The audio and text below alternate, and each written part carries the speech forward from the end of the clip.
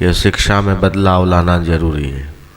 तो जब तक शिक्षा में दीक्षा नहीं होगी अर्थात दिशा नहीं मिलेगी, तब तक वो शिक्षा मानसिक बोझ पैदा करेगी, तनाव पैदा करेगी, डर पैदा करेगी, डिप्रेशन पैदा करेगी, सफल होने पर अभिमानी बनाएगी, विफल होने पर अवसाद में और निराशा में धकेलेगी। लेकिन अगर गुरु की दीक्षा है तो फिर बाहरी शिक्षा अच्छी हो कम हो कोई फर्क नहीं पड़ता, क्योंकि उसके जीवन का लक्ष्य है।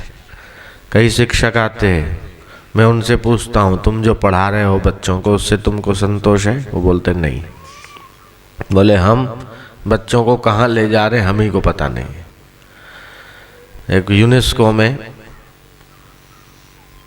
मनोज नाम का लड़का था, राजस्थान का, बचपन से 2 साल का था तो उसके माँ बाप उसको अमेरिका ले गए, उसको पढ़ाया लिखाया और काफ़ी अच्छी डिग्री पे पहुंचा और फर्स्ट डिवीज़न में पास होता रहा। उसके बाद अच्छी उसका तनख्वाह हो गई, लाखों रुपया कमाता था। फिर उसने भारतीय संस्कृति को पढ़ा, पूरा उसका अंग्रेजी टोन बोल चाल ये वो सब, क्योंकि वहीं पला बढ़ा सब कुछ। लेकिन उसने सोचा कि जिस देश में मैं पैदा हुआ और जो देश आध्यात्मिक ढंग से स्पिरिचुअलिज्म में सबसे आगे है, उस देश के बारे में तो मैं जानता नहीं। तो उसने गांधी को पढ़ा, विनोबा को पढ़ा और भारतीय संस्कृति के तीर्थ और संस्कृति के महत्व को समझा। उसने पिताजी से कहा कि मेरे को आपने यहाँ क्यों पढ़ाया, मेरे को तो मेरी जन्मभूमि में वापस जाना है, आपको रहना हो तो वहीं रहो, लेकिन मैं तो अपने हिंदुस्तान में जाकर रहूँगा। माँ बाप ने उसकी शादी करवा दी। उसके अभी 8 साल की लड़की है और वो अमेरिका छोड़कर और लाखों रुपए की जो सैलरी थी उसको लात मार के अभी भारत में आके बस गया। मेरे पास आया था, मिला था। तो जब उन्होंने उनसे मैंने बात की तो बोले कि स्वामी जी ये जो भारतीय संस्कृति के मूल्य हैं वो बहुत ही उपयोगी हैं। वहाँ विदेशों में तो इतना अन्न नहीं होता है, केवल गेहूँ होता है। तो गेहूँ का और उत्पाद बनाते हैं मैदा, और मैदे से बनने वाली चीज़ें पिज़्ज़ा, पाव, ब्रेड, इसका चलन है, जो इन आंतों में जाकर लिपट जाती, फंस जाती और बीमारी करती है, इसलिए वहाँ रोगी भी ज़्यादा। लेकिन अपने हिंदुस्तान में तो न जाने 25 प्रकार के धान होते हैं। एक रागी करके होता है, रागी आप जानते होंगे, ओहो इतना पौष्टिक। एक दूसरा धान होता है, अन्न 10-10 साल तक खराब नहीं होता है। ऐसे ऐसे जो गांव में किसान लोग बनाते हैं ऐसे ऐसे धान। तो बोले वहाँ तो और कुछ होता नहीं, इसलिए मैदा और मैदे से बनी हुई चीज़ें और गेहूँ आदि, बाकी तो इधर उधर से इम्पोर्ट करते। तो यहाँ का हवामान पूरे विश्व में 38 प्रकार के एटमॉस्फेयर पाए गए, उनमें से लगभग 28 प्रकार के एटमॉस्फेयर मतलब वातावरण आबो हवा के वो भारत में मिल जाते हैं। 38 में से 28 प्रकार के वातावरण अपने भारत में उपलब्ध हैं। फिर भी भारत के लोगों की बुद्धि में ये इम्प्रेशन, ये प्रभाव है कि हम लोग पीछे हैं और वो लोग हमसे आगे हैं। हकीकत में भारत अपना, उन्होंने जो रिसर्च किया उससे पहले अपने यहाँ जो रिसर्च हुई वो उससे भी आगे की।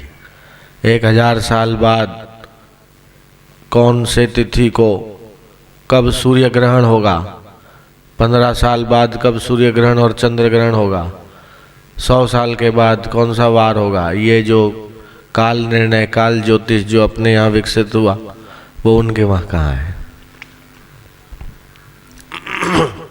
तो पूरे ब्रह्मांड के जितने भी ग्रह हैं उनके बारे में ज्ञान तो हमारे यहाँ के पंडितों को, विद्वानों को था।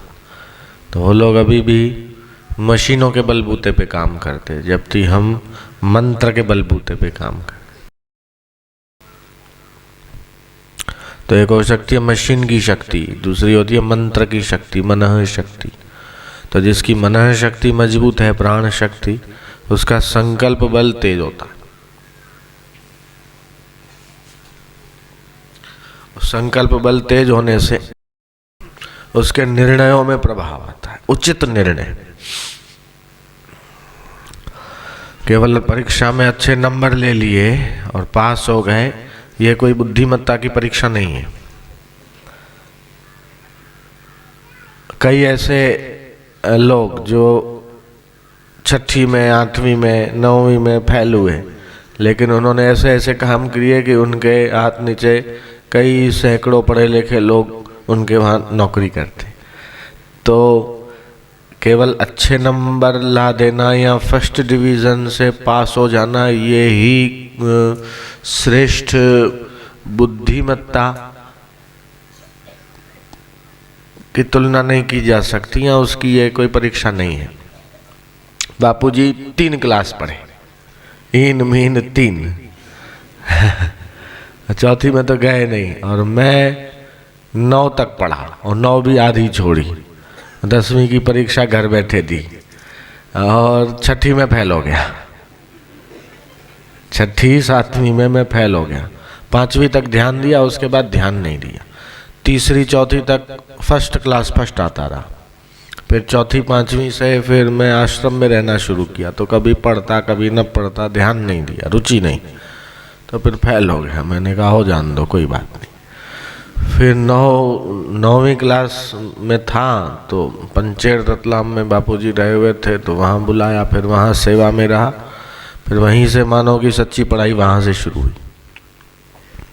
हर काम सीखा, ढोलक बजाना, तबला, कैसियो, गाना, गाड़ी चलाना, यहाँ तक कि हवाई जहाज भी दे दोगे तो चला लूँगा, पायलट भी हूँ मैं। बाहर के जहाज का तो पायलट हुई हूँ और लोगों के जीवन का भी पायलट हूँ। तो आध्यात्मिक शक्तियाँ, दैवी शक्तियाँ खूब छुपी अपने भीतर। वो अगर जागृत हो जाए तो कोई वैज्ञानिक नहीं कह सकता कि एक बीज में कितने वृक्ष छुपे हैं। बोलो, कोई डॉक्टर, कोई वैज्ञानिक नहीं कह सकता कि एक बीज में कितने वृक्ष छुपे हैं, और वृक्ष कितने बीज और बना सकता है अपने जीवन काल में, कोई नहीं कह सकता। ऐसे ही कोई नहीं कह सकता विश्व का बड़े में बड़ा भगवान आ जाए तब भी नहीं कह सकता कि एक मनुष्य के अंदर कितनी योग्यता है, कि वो चाहे तो भगवान का बाप बन सकता है, भगवान की माँ बन सकता है, भगवान का सखा बन सकता है, भगवान को सेवक भी बना सकता है। वो मनुष्य के अंदर शक्ति है। वशिष्ठ के, भगवान राम वशिष्ठ जी के सेवक थे और कृष्ण भगवान सांदीपनि के शिष्य थे। तो सांदीपनि कौन थे? मनुष्य थे कि हवा थे? मनुष्य थे, फिर महान ज्ञान पाया तो महापुरुष हो गए, ऋषि हो गए। तो एवरी मैन इज गॉड, सबके अंदर वो परमात्मा की दिव्य चेतना छुपी है, लेकिन वो सुषुप्त है, दबी हुई है। तो गुरु की भक्ति करते करते, जैसे गुरु गीता में श्लोक आया ना, कीटो भृंग इव ध्यानात्। जिन्होंने साइंस पढ़ा है उनको पता है कि वो जो मकड़ी होती है वो फसलों में से इल्ली को, या जो कीड़े होते हैं रेंगने वाले, उनको उठा के ले आती, उनको डंक मारती, वो बेहोश हो जाता है और उसके शरीर के आसपास जाला बन जाता है। दूसरा डंक मारती है तो वो जाला और बड़ा हो जाता है। तीसरा डंक मारती है तो वो जाला टूट जाता है और वो जाला मानो पंख बन जाता है। और वो कीड़ा इतना भंवरी का चिंतन करता है, इतना चिंतन करता है कि उसके चिंतन करने की ये बलिहारी, ये चमत्कार की वो जो साधारण इल्ली, यहाँ खेतों में लगने वाले जो कीड़े होते हैं, वो उस भंवरी के चिंतन करने से वो अपना नाम और रूप बदल देते और वो भंवर बन जाता है, यहाँ उड़ने वाला कीड़ा बन जाता है। वो पहले नहीं उड़ पाता, लेकिन वो मधुमक्खी उसे डंक मारती है तो उस डंक से उसको जो उसका चिंतन होता है उसके द्वारा वह मधुमक्खी उसको मक्खी बना देती है।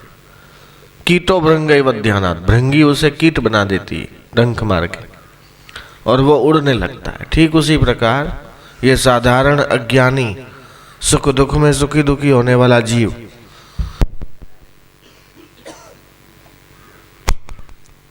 गुरु का जब मंत्र प्राप्त करता है तो उस मंत्र को जपते जपते, गुरु का ध्यान करते करते वह जीव ब्रह्म रूप हो जाता है, शिव रूप हो जाता है, या मानव महामानव हो जाता है, लघु गुरु हो जाता है। बोलो, तो एक कीड़ा जब भंवरी का चिंतन करते करते वो भंवरी बन जाता है, तो वो जीव ब्रह्म का ध्यान करते करते ब्रह्म क्यों नहीं बन सकता? कीटो भृंग इव ध्यानात् यथा ब्रह्मणी पार्वती, ये शिव जी ने पार्वती को। तो जैसा चिंतन करते हैं वैसे हम बन जाते हैं। अपने को पापी मानो, दीनहीन मानो, दुखी मानो, गुलाम मानो, अरे मैं तो बहुत दुखी हूँ, मैं तो बड़ा पापी हूँ, मैं तो ये हूँ, जैसा सोचोगे वैसा आप महसूस होने लगेगा। इसलिए कभी अपने को दीनहीन मत मानो, भगवान के सनातन अंश मानो, अपने को गुरु को अपना मानो, और गुरु का ज्ञान अपने हृदय में प्राप्त करके महान बन जाओ। तो ये गुरु भक्ति महान तीर्थ है। गुरु सेवा गया प्रोक्ता, गुरु की सेवा ही तीर्थराज गया है। देहस्यादक्षयो वटः यत्पादम विष्णुपादम स्यात् तत्र स्थितम मना, कि वहां मन लगा। गुरु का चरणामृत गंगा जी है।